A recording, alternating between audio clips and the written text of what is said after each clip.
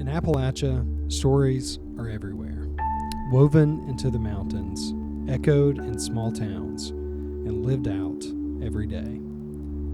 Despite the richness of our region's heritage and the ingenuity of its people, many of their stories remain untold, hidden in the folds of our landscape. I'm Ryan, and this is Found. Alongside co-creator David Thompson, we're on a quest to bring these stories to light.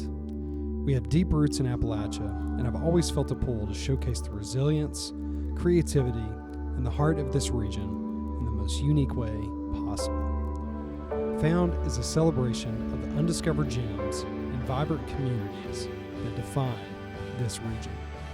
In the first iteration of this series, we're dedicating our journey to uncovering the untold stories of Southwest Virginia, diving deep into its communities, its people, and its unique culture.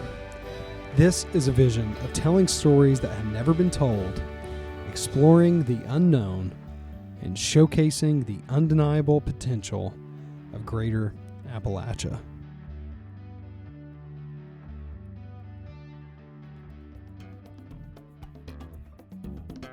Bristol, Virginia, a city split by state lines but connected by its spirit. Right in the heart of this region, history echoes through every street, and tradition is served upon every plate. Sure, Bristol's famous for being the birthplace of country music, but did you know that it's also home to one of the South's best-kept secrets? A restaurant called Union 41.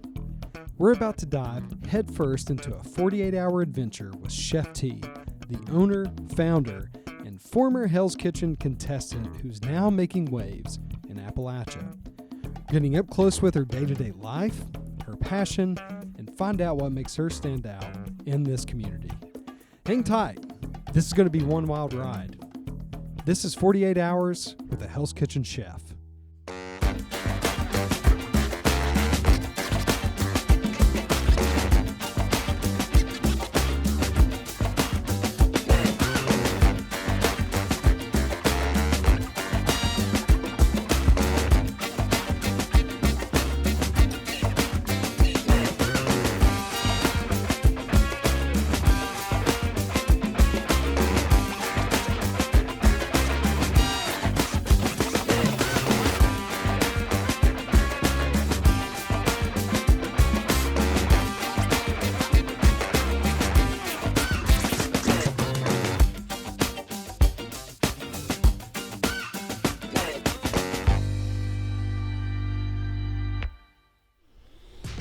Oh, what a beautiful morning.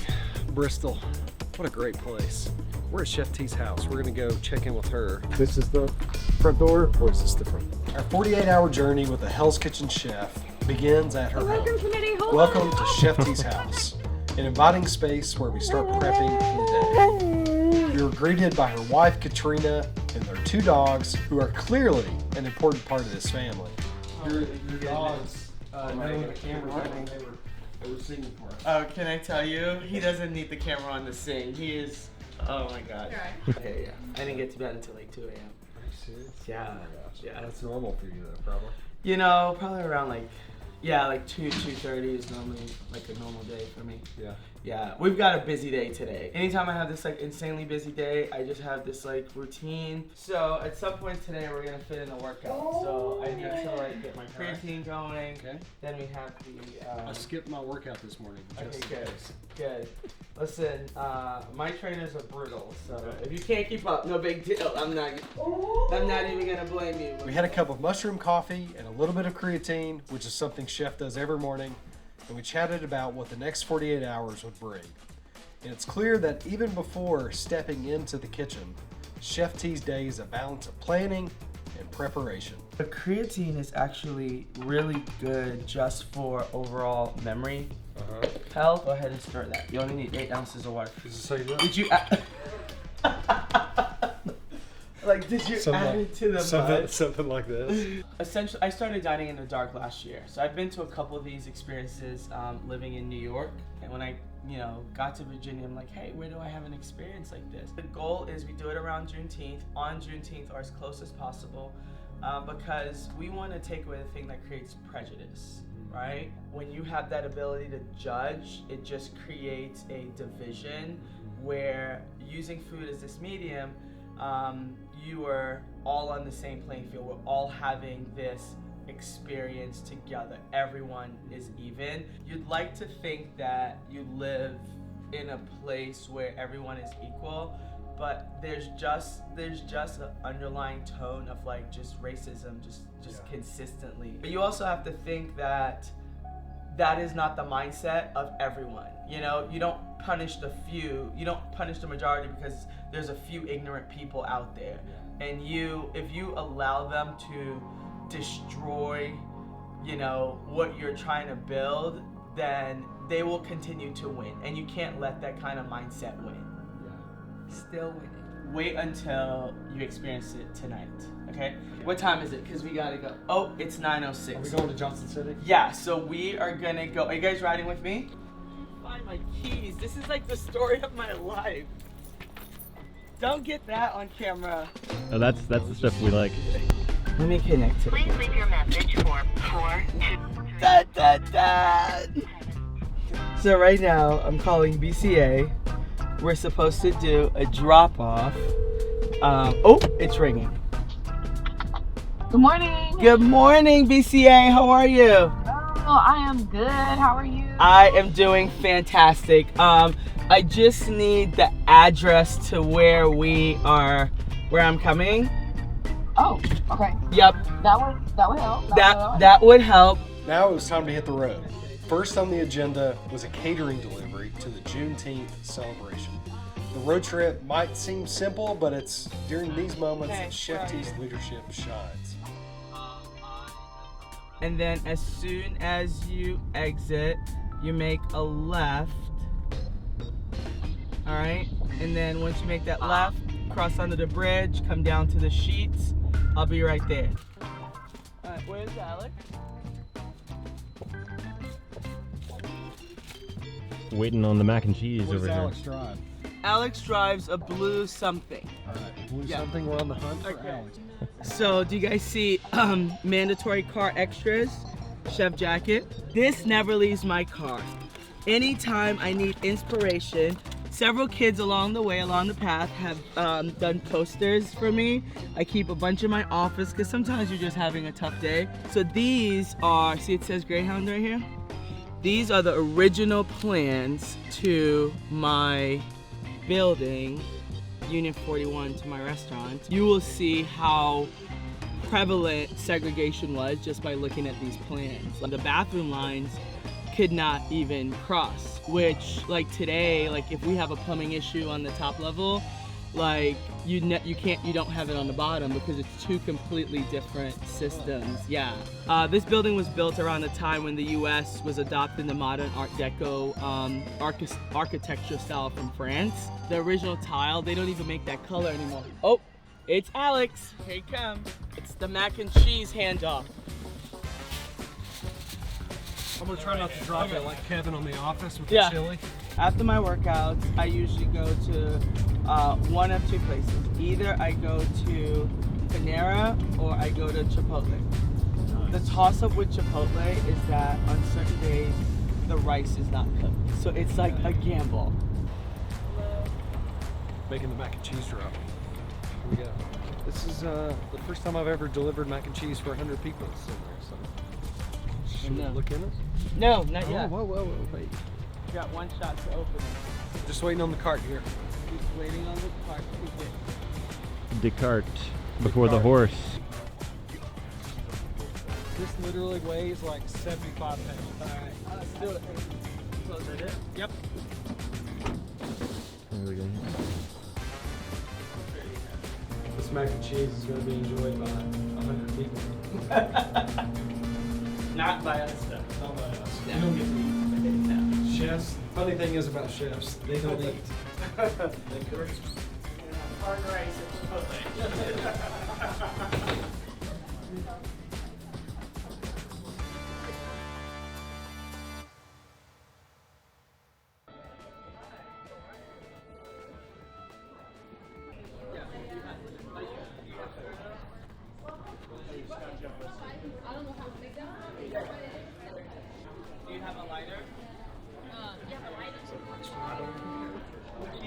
has 2. Okay. We need 8. So when we arrived at the Juneteenth celebration, it's clear that Chef T is more than just a chef. She's a leader. Without missing a beat, she dove into setting up, even handling unexpected challenges like reheating the chicken in the microwave to ensure it was safe to serve. Even though that Chef T only brought the mac and cheese, since she is at the event, people are going to think that all the food is hers. Teresa, why did they look like Because this is Evident Health Kitchen now.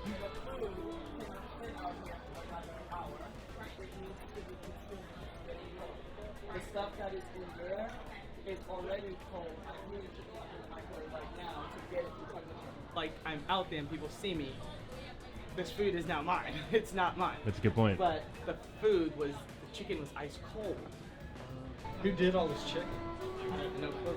I just want to make sure that it's hot. It's like, it's not hot. So. The hot box is now finally up to, the hot box is finally up to temp. The hot box was at 100 degrees. It has to be at 135 or above. So I had to get it up there quickly. Right now I have a workout session in 9 minutes. The chicken has at least 8.47 minutes to go. Here's the deal. We were supposed to just drop off mac and cheese, And say a few words.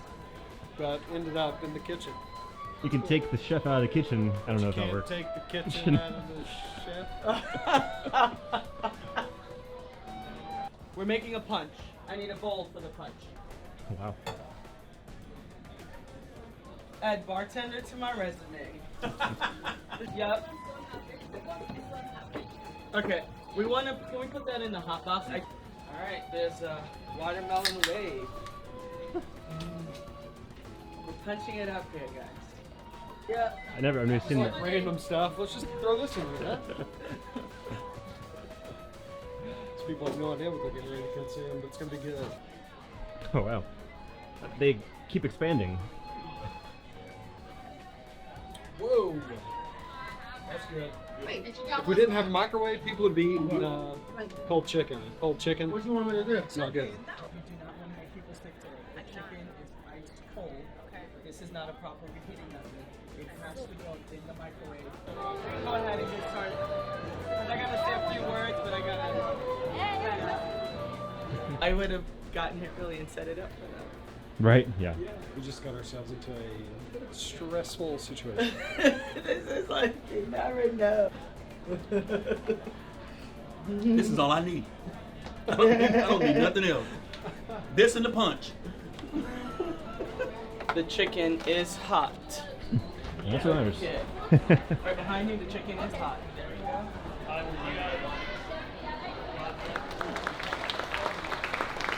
Everyone, I'm Chef T, owner of Union 41, located in Bristol, Virginia. We are also a lifestyle restaurant. We run it like a social club. You come in, and it's really about the experiences that you can create through food that can evoke nostalgia, because you know that's one of the most important things to me, just spending time with your friends, your family, your chosen people in your life, and sharing an amazing meal through it, and also the story that comes along with that meal. We cannot forget that. Tonight, we're doing a Dining in the Dark experience. It is a 5-course multi-sensory experience where you are blindfolded for a portion of the meal. It is our hope to convey the message that when you take away the thing that creates prejudice, that you can realize that everyone is human and we're all on this even field, but we're using food as a medium to kind of convey that message. Thank you guys. Chef T shared how her culinary creations are deeply rooted in her African American heritage, making every dish a tribute to those who came before her. It was a powerful reminder that the food is more than sustenance. It's a way to connect with our past and share our stories. Hard rice. That hard rice is gonna do it. It's gonna hit the spot.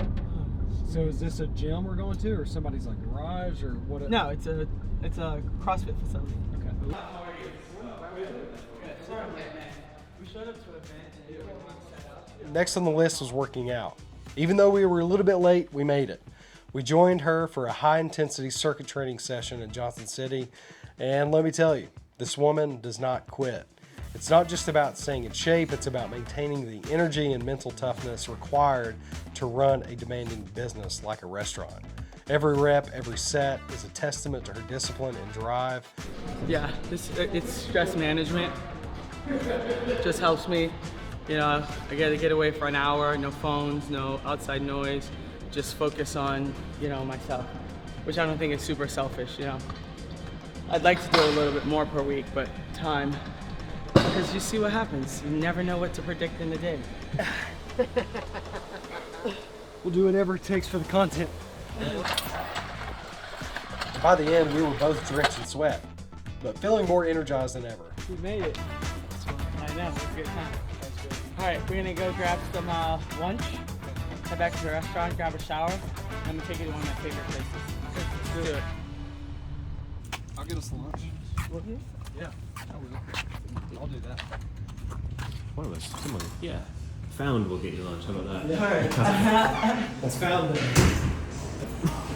I'm getting a bowl and I'm getting a tortilla on the side. You get more food that way. You make your own burrito. I'm gonna see if I can roll this burrito. I think I could probably stuff it a little more. Yeah. Alright, I've seen this on the internet. Fold it in. You're gonna make a big little fold over. Tuck, tuck those fingers in. And just keep on coming. Roll. And you got yourself a burrito.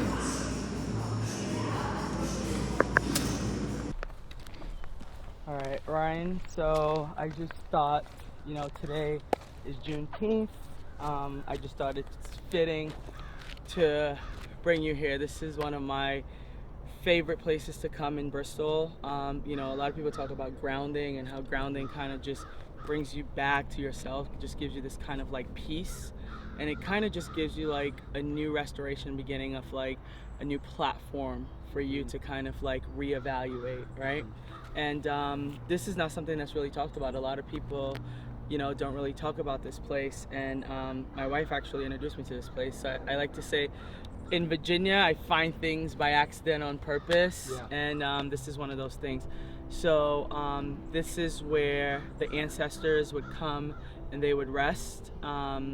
This used to be plantation land. There is also a lot of burials here. So when we go through, we just, you know, want to walk with reverence and respect, and then you just touch the tree to let them know that you're here, and then we just kind of like sit on the bench, and then the tree, like, you'll just feel the tree just welcomes you, and it's a great place of revelation. So this little plaque right here kind of like gives you the information that you need to know. So the actual plantation was the Preston plantation. This is like dying is what they considered being free from their bondage, right? So that's why I feel like the energy is so powerful here, because what they couldn't accomplish in life, it's kind of like that freeing moment that happens in death. Yeah. They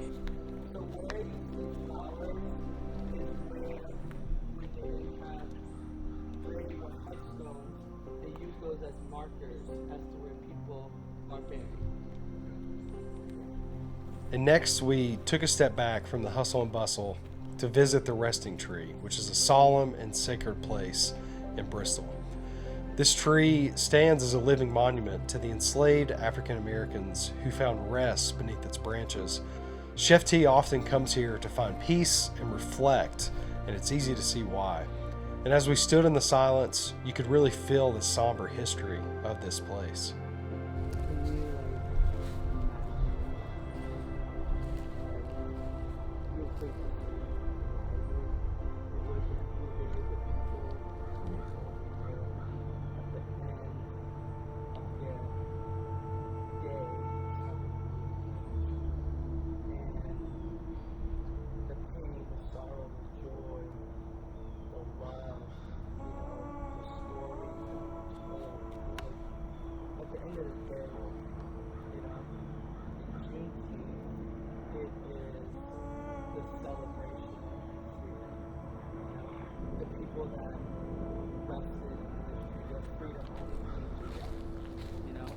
only thing that these people had that they could control essentially was their faith and the knowledge of the food that they had, right? And what they did with that food knowledge is they adapted it to what they were basically allowed to eat. They adapted, and that's why we have foods that are like, you're like, man, this is like so similar. You know, like my pastry chef, she's from South Africa, and I'm like, this is like so similar to like what we ate in the Caribbean. And it's like similar, but it's different based on regionality because of what was available based on that location.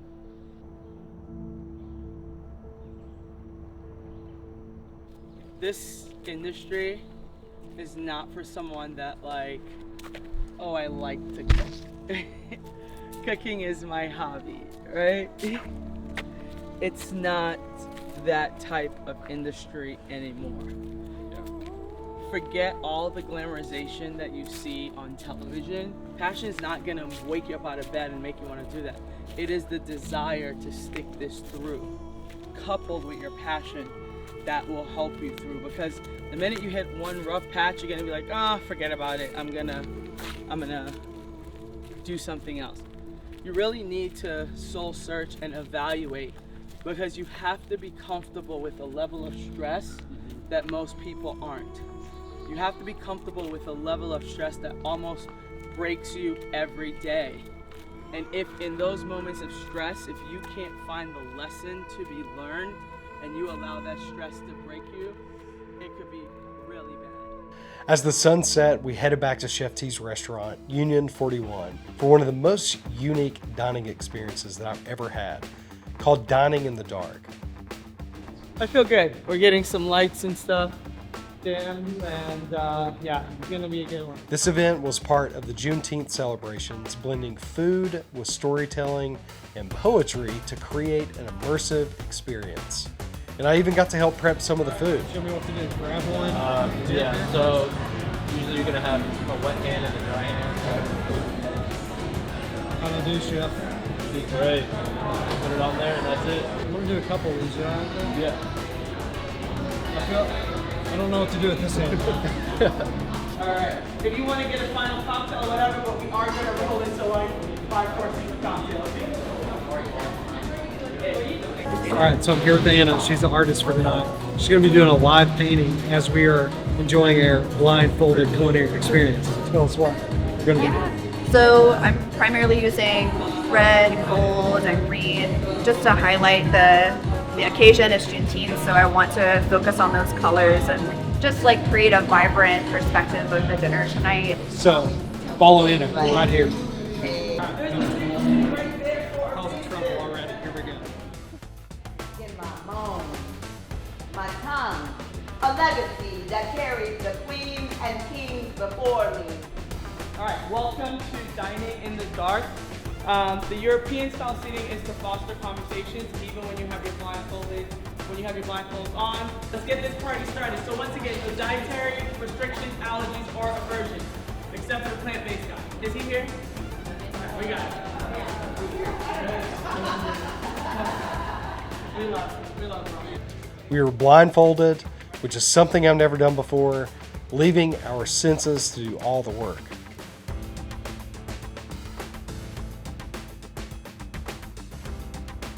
Don't put your hand in it. Just take your left hand and clasp your bowl. Go ahead and take your right hand and locate your spoon. You should remember where that is. It should be 2 paces over. Okay, so I want you guys to go ahead and lean forward. Your left hand should clasp the bowl. Your right hand should have your spoon. And I want you to naturally, like you're digging into a bowl of cereal. All right, do we have first bites? Yes. Okay, second bite. I want you to remove your blindfold. You just lift it up, and then go ahead and start on your bites and see how it changes your perception of what you just tasted in the dish.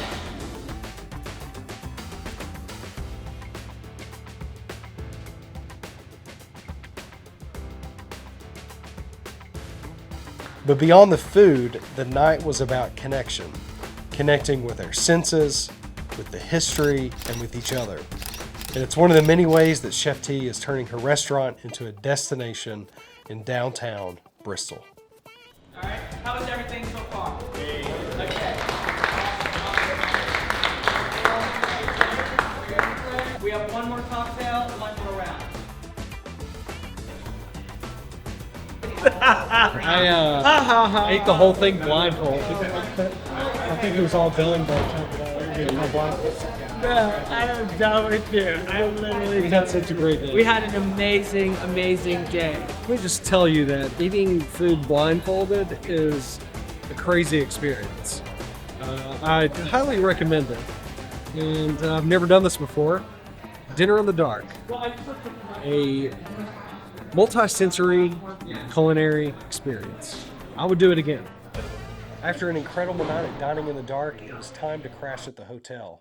The Sessions Hotel in downtown Bristol, which is where I am right now. This is a Bristol gem that pays homage to the birthplace of country music. We want to give a special shout out to the Sessions Hotel in downtown Bristol for sponsoring a portion of this video. I get to stay here tonight, and it's a pretty sick place. We're going to show you what it looks like inside. Apparently there's a record player in every room, and there's a rooftop bar. This, I don't know what this used to be a mill. Like a flour mill, was it? Mm-hmm. Used to be a flour mill, turned into a hotel. Pretty sick place. The building you're staying in, yes, will be the flour mill, if I'm mistaken, and the one behind us directly is the candy building. Now, this is just special. Holy. Look at this little nut, dude. This is perfect. Nice. Got a record player in every single room. I don't recommend jumping on the bed. It's not cool. If you're traveling to Bristol, make sure you book your stay at the Sessions Hotel, where history and comfort meet.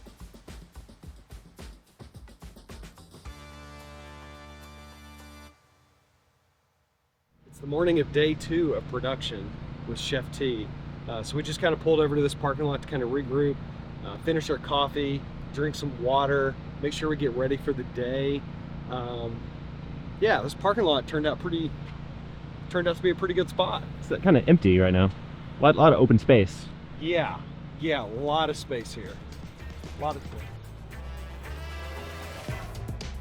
I mean, if we're going to be in Bristol, how can we not go to the Bristol Motor Speedway? We're at the last great Coliseum. It's Bristol, baby. Known as the world's fastest half mile, this track has seen some of the most thrilling races in NASCAR history. And today, it was just us, me and David. A big shout out to my friend Drew at the Speedway for making this happen. It's Bristol, baby. And Ryan Jones, me, is gonna run a mile around the track. And we're gonna see how many times David, camera guy, can drive around. Give me high fives. We're going to see how many high fives he can give me, how many laps he can make around the track, because I run 1 mile. We're here at the last great Coliseum, Bristol, Tennessee. It's Bristol, baby. Let's go. This way. All right, we'll do it on 3. Ready? 1, 2, 3! Okay, it's got a pretty good pace going.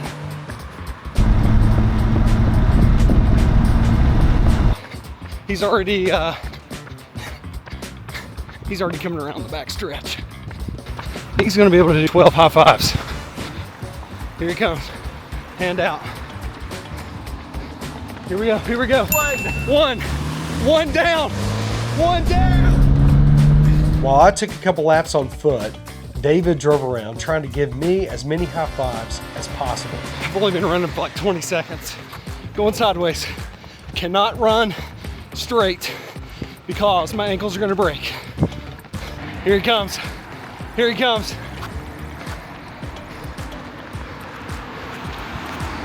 2! What? Okay. I think he's on his second lap. 2 high fives. Let's go. 3! What? All right. I'm not even done 1 lap. And he's already got 3 high fives in. This guy working has no idea what we're doing.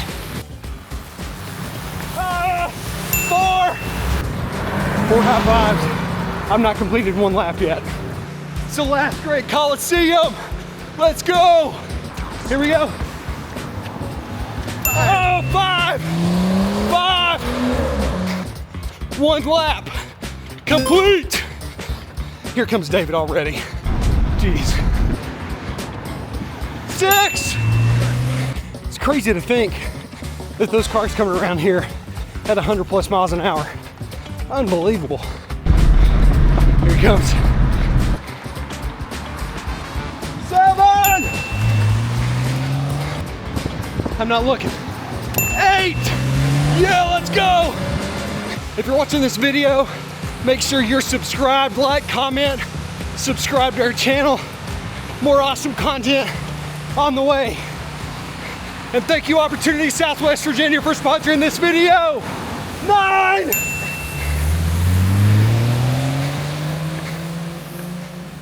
We hope you're enjoying this episode, but we wanted to take a minute to tell you about Opportunity Southwest Virginia.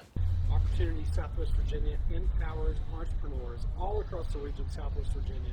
It provides them the resources they need to grow their mid-career business. If you want to find out more about them, go to opportunityswva.org. 10! I think he's only going to be able to do 1 more high five before I cross. Can he do it? Like, comment, subscribe. 11! We did it! We did it! Perfectly for the final. 11, you were 1 short there, buddy. You did great. You did great. Great. Was that a bit of a workout for you? Yeah, my ankles are burning. Those banks are pretty intense. Doing the crab walk. I know. Yeah, I'm as you can tell, sweaty. Also, this shirt, it's a really great shirt. You can go buy it at foundseries.media and support the work we do, telling the untold stories of Appalachia. Also, the one you buy won't be sweaty. The one that you buy on the website will not be this sweaty. Okay, stuck. I don't know how I got in here. Okay. It's Bristol, baby. And we had to do 1 last lap just for good measure.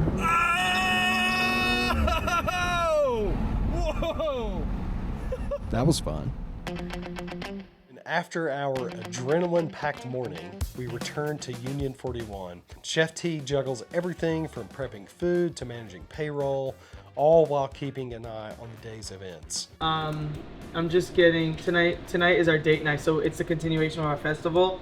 So I need to get the schedule out to make sure all the employees know where they're gonna be for this weekend. As she walked us through the building's history, which was a former bus station turned into a restaurant, it was clear that Union 41 is more than just a business. It's a piece of Bristol's past, lovingly restored and brought back to life by Chef T's vision. That side of the building was the colored waiting area, which is where you would see it detailed right here. I want you to see how significantly smaller it was to the main waiting area lobby, right?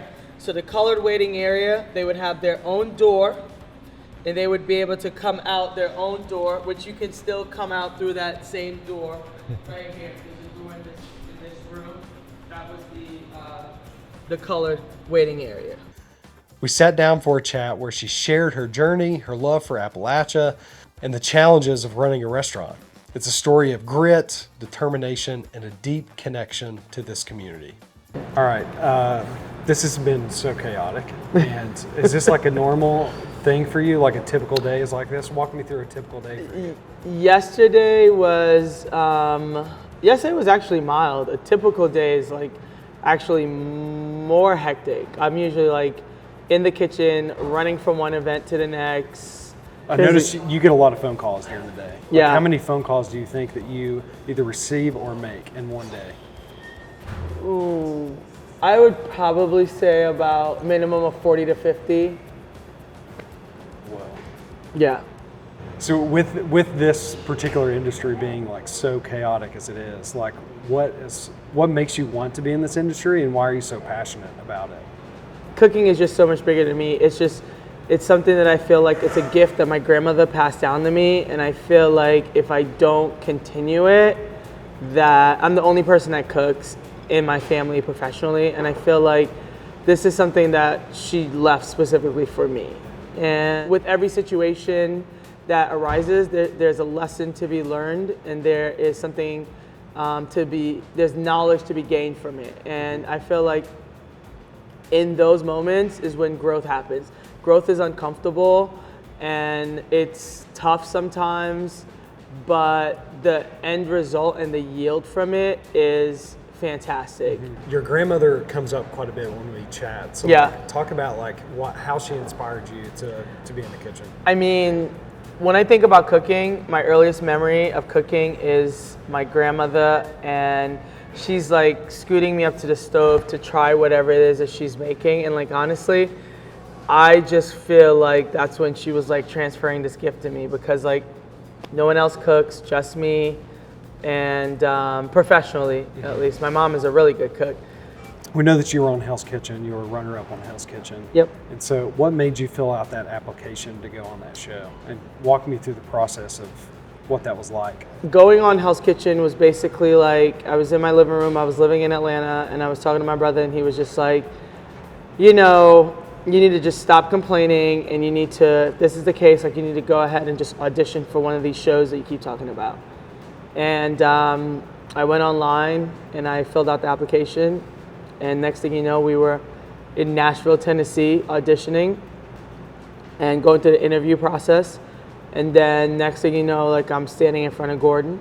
I would probably not be here talking to you right now in Bristol, Virginia, had I won Hell's Kitchen. You know, I would have been somewhere else. But all the amazing things that I've been able to bring to the area could not have happened. I'm gonna tell you, like, this is only my second one in Bristol, but this is my fourth Dining in the Dark experience. And it's just like, it's evolved. It started in a basement of a restaurant in Blacksburg with 2 seats of 12 people. And it was so hot. It was like 1,000 degrees in that room.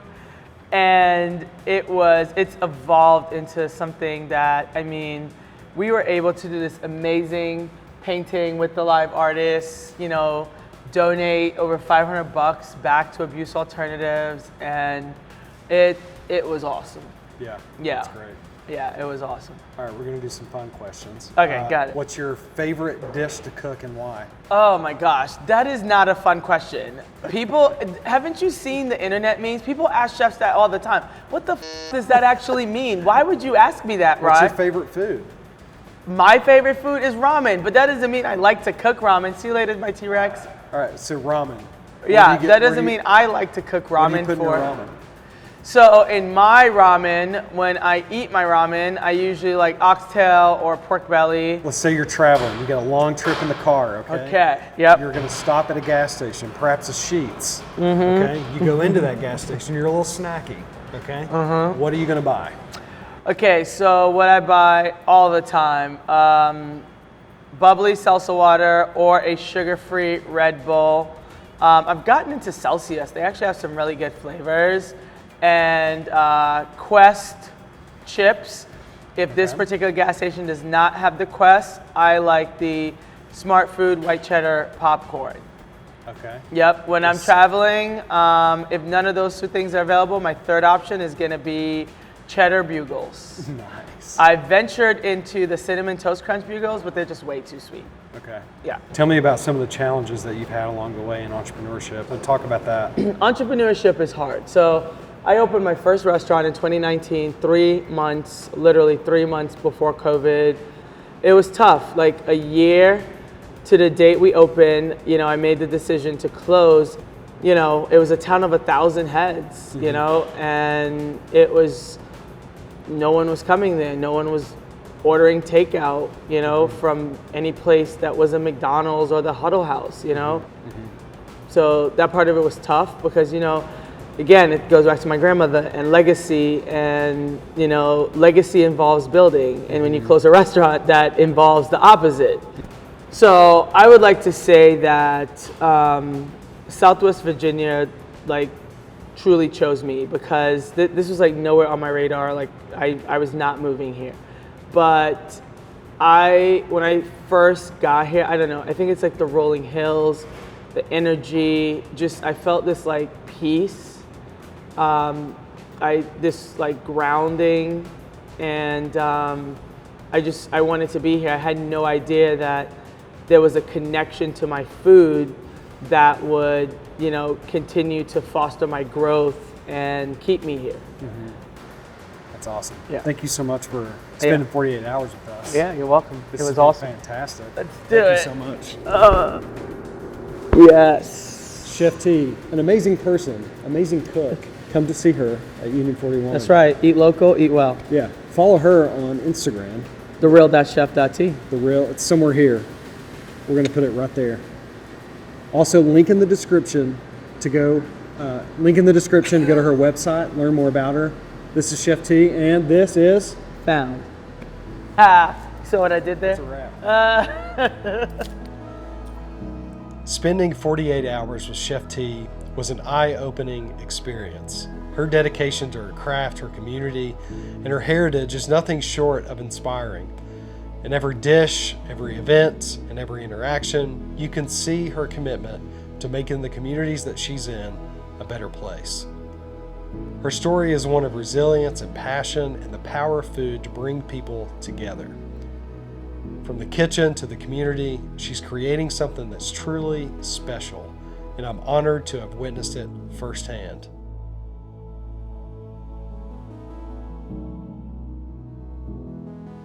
And that was 48 hours with a Hell's Kitchen chef.